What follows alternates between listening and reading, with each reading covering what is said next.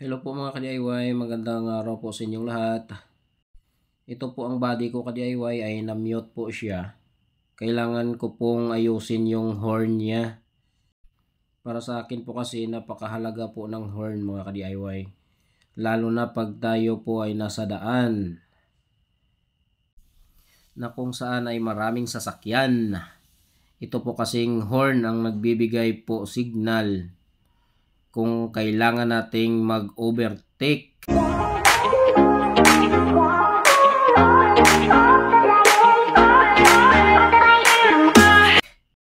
Hindi man sa takot tayo sa mga LTO dyan na nanghuhuli pag wala tayong horn.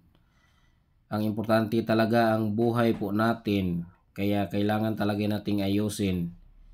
Ito pong sa akin mga ka-DIY, may konti lang pong diferensya nito ay naayos ko kaagad. Kapag hindi ko na kayang ayusin, dadalhin natin doon sa mga may alam.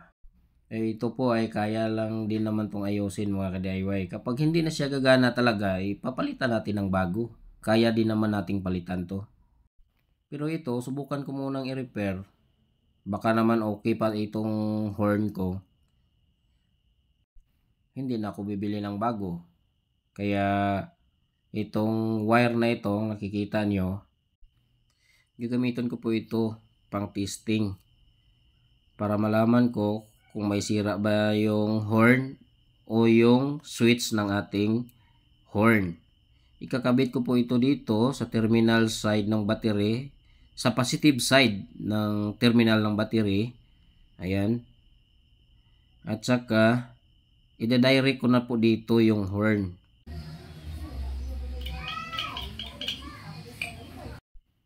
Ayan po, gumana po yung horn natin. So, ibig sabihin, walang diferensya yung ating switch.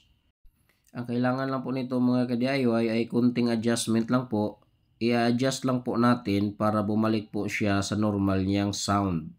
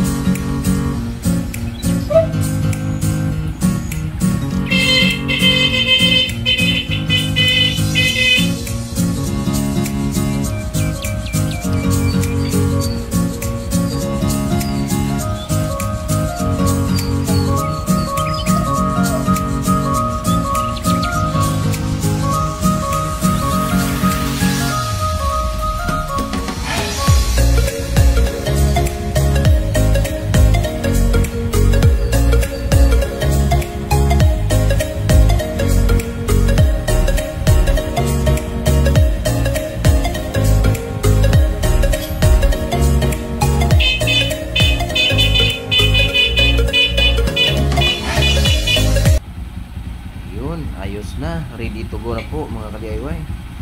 Kaya ibalik ko na po sa tamang ayos ang kanyang horn.